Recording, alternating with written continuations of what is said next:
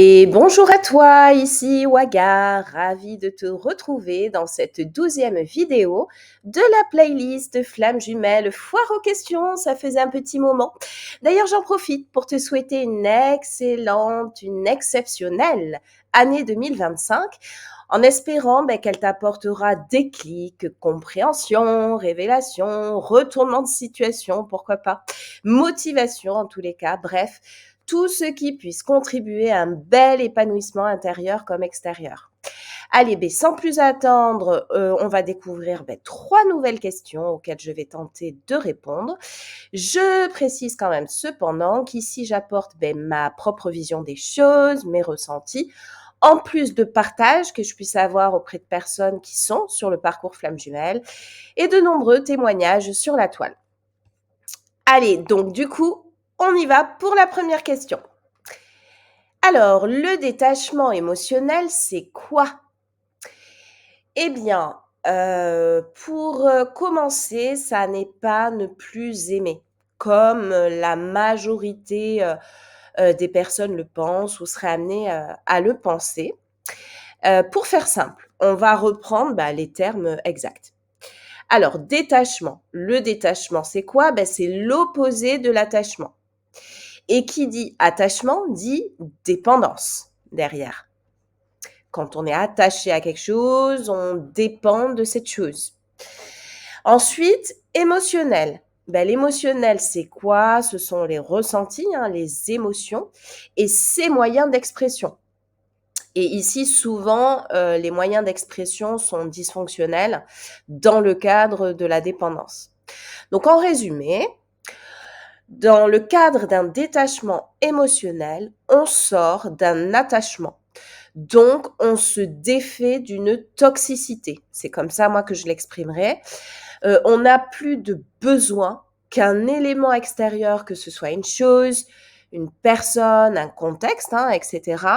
On a plus besoin que cet élément extérieur vienne combler un manque, voire un vide intérieur en nous.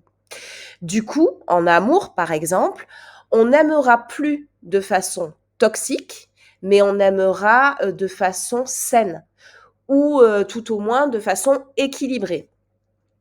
Et à noter que aussi, et toujours dans le cadre de la relation sentimentale, on peut, cela dit, se rendre compte qu'on n'était pas dans de l'amour vis-à-vis d'une personne. Mais cela n'est pas le cas dans les relations flammes jumelles, car l'amour entre les deux acolytes est bel et bien réel. Oui, parce que lorsque l'on sort de ce détachement émotionnel, dans le cadre sentimental, il arrive, donc dans les relations entre guillemets classiques, sentimentales, je ne parle pas donc du coup des relations où nous avons un lien d'âme, parce que là l'amour est bien réel, on peut se rendre compte que finalement il n'y avait pas d'amour derrière, qu'on était attaché à la personne parce qu'il y avait des choses à combler, on avait des blessures, on avait des peines, on avait des traumas même peut-être, et plutôt ce besoin d'être en présence de la personne, ce besoin que cette personne vienne remplir des choses en nous, vienne nous rassurer, et tellement d'autres choses possibles. Et une fois qu'on s'est défait de ce détachement, parce que on s'en défait pas comme ça, ça passe par un travail sur soi, accompagné ou pas d'ailleurs, et donc une guérison à la clé, eh bien on se retrouve à être beaucoup plus équilibré en tous les cas, beaucoup plus serein, beaucoup plus complet déjà par nous-mêmes et avec nous-mêmes, et on peut se rendre compte que du coup, effectivement, c'était une dépendance qui nous liait à cette personne et non de l'amour. Ça, c'est possible. C'est tout à fait possible. Voilà. J'espère avoir bien répondu à cette question, avoir été assez claire. Nous allons passer à la question suivante, la deuxième. Alors, j'ai l'impression de ne plus vouloir de mon runner, de ma runneuse. Est-ce normal? Alors, j'ai envie de dire que, en fait, rien n'est normal ou anormal, je crois, sur ce parcours, mais plutôt que tout est juste, comme je le dis souvent. En fait, je crois que la vraie question est de venir chercher l'origine de cette sensation, de cette impression. C'est-à-dire, je ressens où j'ai l'impression que je ne veux plus de mon runner, de ma runneuse, bah, de s'interroger à savoir d'où ça vient, qu'est-ce qui se cache derrière en quelque sorte. Et là, plusieurs choses sont possibles. Alors, j'en ai évoqué quelques-unes, hein, pas toutes. Voilà, à toi d'adapter en fonction de ta situation, mais ça peut être de la colère, ça peut être des ressentiments, ça peut être une carapace, tout simplement, une carapace protectrice face à trop de souffrances endurées, subies au sein de cette relation. Ça peut être lié à des blessures personnelles, hein, c'est bien souvent le cas, hein, à aller creuser, hein, pour venir les soulager et les guérir. Ça peut être lié au fait, qu'on n'a plus confiance, tout simplement, envers, notre honneur ou notre, runneuse et le fait de ne plus avoir confiance en lui, en elle, ça peut être conscient ou inconscient. Je m'explique. Si on n'a plus confiance de façon consciente, à ce moment-là, on est à même de dire je sais ce que tu m'as fait endurer et je ne te crois plus. Ou je sais ce qu'on a vécu et comment tu t'es comporté et je ne te crois plus. Du coup, je peux le dire parce que je peux identifier très clairement pourquoi je n'ai plus confiance et puis je peux dire clairement que je n'ai plus confiance. Donc du coup, c'est tout à fait présent dans ma part consciente. VS, j'ai envie de dire. Donc là, pour la partie inconsciente, c'est-à-dire je n'ai plus confiance en toi, mon runner, ma runneuse, mais je n'en ai pas conscience. Eh bien souvent, c'est parce qu'il y a, en fait, je sais que j'ai un blocage, il y a quelque chose qui me bloque, mais je ne peux pas le décrire très précisément. Pourquoi? Parce que c'est présent en moi, mais c'est présent en moi dans ma part inconsciente.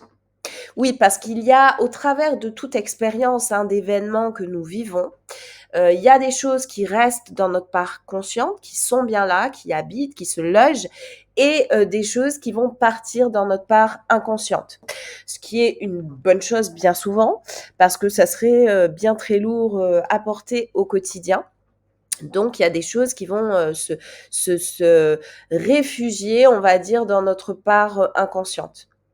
Ensuite, ça peut être lié aussi à l'ego, hein, tout simplement, hein. C'est-à-dire que là, c'est moi, je décide, mon mental, je décide je contrôle. Voilà, je veux avoir le pouvoir sur mes décisions, sur mes choix, sur mes actes, sur les directions que je vais prendre, et puis etc., etc., etc. Comme je l'ai dit, il peut y avoir beaucoup de motifs derrière, en fait, hein, liés à ce fait de ne plus vouloir ou d'avoir cette impression de ne plus vouloir être avec notre honneur ou notre honneuse. Mais ensuite, et ça je voulais le distinguer, ça peut être lié aussi à un lâcher-prise. Donc là, dans ce cadre-là, et je parle du réel lâcher-prise, hein, pas le lâcher-prise égotique. J'ai lâché prise, donc je garde en moi de façon très positive tout ce que nous avons partagé. Donc là, je parle, c'est le chaser qui s'exprime vis-à-vis de son runner, sa runneuse. Donc, je garde en moi positivement tout ce que nous avons partagé. Je t'ai pardonné, je me suis pardonné. Je t'aime et je t'aimerai toujours. Je te souhaite le meilleur. Mais pour avancer et s'épanouir au sein d'une relation, en fait, il faut être deux. Il faut être deux à le désirer. Il faut être deux à vouloir avancer ensemble. Ce qui n'est pas notre cas, là, en l'occurrence.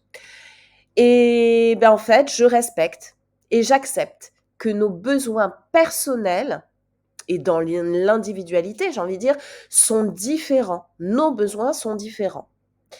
En tous les cas, à l'instant T. Et comme mon épanouissement et ma mission de vie, qui contribuent d'ailleurs aussi à cet épanouissement entre autres, sont essentiels pour moi, alors je décide de progresser sur ce chemin qui quitte le tien. Mon propre chemin. Ce fameux chemin solo à une certaine et cruciale étape du parcours flamme jumelle, hein, entre parenthèses. Voilà, et je décide de venir remplir mes propres besoins. Donc du coup, il n'y a aucune animosité dans ce lâcher-prise, il n'y a aucune rancune. On a pardonné, on a accepté, on est toujours dans l'amour, mais on est vraiment focus sur nous, on décide d'avancer pour nous. Voilà. Alors, si on s'attarde sur ce motif de lâcher prise, je dirais que c'est normal, du coup, pour répondre à la question, de ne plus vouloir de son autre, car il n'y a plus d'attente. Et qui dit ne plus avoir d'attente, dit ne pas avoir de besoin derrière, parce qu'on a de l'attente quand on a un besoin derrière. Mais aussi, il y a de la résilience. Il n'y a plus d'attente, mais il y a aussi de la résilience. Et qui dit de la résilience, dit mais qu'il y a une acceptation derrière, dans le sens où on décide d'ailleurs d'aller de l'avant, on accepte la situation, on décide d'aller de l'avant, et dit aussi qu'il y a une reconstruction. Parce que dans la résilience, on identifie ce qui a pu nous traumatiser ou nous blesser fortement, on travaille dessus dans le but, dans l'idée de venir se guérir et de ne plus avoir à revivre une telle situation. On accepte et on avance, on va de l'avant, on se reconstruit, voilà, pour aller vers notre épanouissement. Voilà, j'espère avoir répondu à cette question, en tous les cas avec, toujours je le précise, ma vision des choses. Passons maintenant à la question suivante. Et cette envie, parfois obsédante, de déménager chez le chaser, on en parle? Eh bien, ouais, parlons-en, effectivement. C'est vrai et ça concerne une bonne partie des chasers, je dirais, même si tous ne sont pas concernés, mais une bonne partie. Et pas dans la pas dans la non-démesure en plus, car souvent, c'est pas, la petite commune voisine. On n'a pas envie de se déplacer, à quelques petits kilomètres, non, souvent c'est bien à des kilomètres, voire des kilomètres de kilomètres, avec carrément une expatriation, à la clé, parfois. Et quoique, j'ai envie de dire, il faut dissocier quand même l'envie d'eux et la concrétisation. Autant il y a une bonne partie de chasers, c'est vrai, à qui ou envers qui ça va traverser l'esprit. Donc ce désir de déménager. Et il y a ceux qui vraiment vont travailler sur le sujet, programmer et puis même mettre les choses en place. Oui, ça arrive. Mais bon, après, et ça serait un autre sujet, parfois ça va pas se concrétiser indépendamment du chaser par rapport à différents contextes, situations. Même si pour moi, en tous les cas, bien souvent, c'est l'univers qui gouverne un petit peu tout ça. Il y a ce qui est prévu et ce qui n'est pas prévu. Je dirais que plusieurs origines sont possibles à cette envie de déménagement. Mais pour moi, il y en a deux principales et c'est ces deux-là que je vais évoquer. Alors, la première raison, je dirais que c'est celle de s'éloigner de son runner, de sa runneuse. Et ceci pour différents motifs, en fonction de toi, en tant que chaser, en tant qu'individu, de ton propre parcours de vie personnel et de ton propre parcours avec et auprès de ton jumeau. Et la deuxième chose, je dirais que c'est le désir de renouveau personnel. Un nouveau chapitre, le désir d'une nouvelle vie, notamment parfois lié à sa mission de vie, bien souvent. Alors, où on a trouvé notre mission de vie et pour s'épanouir pleinement et pour exercer, notamment si c'est de l'ordre professionnel, eh bien, on est amené à déménager. Ou alors, on va être amené à déménager et cette mission de vie va s'éclaircir lors de ce grand changement de vie, j'ai envie de dire. Voilà, tout simplement. Ou voir les deux. On peut déjà avoir trouvé sa mission de vie, commencer à s'épanouir pleinement là où l'on est et puis faire évoluer les choses en déménageant, en partant. Voilà, c'en est fini pour cette 12e vidéo de la playlist Foire aux questions. N'hésite pas à me poser tes propres questions dans la barre de commentaires si tu le souhaites. D'ailleurs, sur n'importe quelle autre vidéo, c'est valable aussi. J'y répondrai avec grand plaisir très prochainement. Porte-toi bien avec bienveillance et amour envers toi-même, surtout, c'est important. Je te dis à très vite pour une nouvelle vidéo avec de toutes nouvelles questions.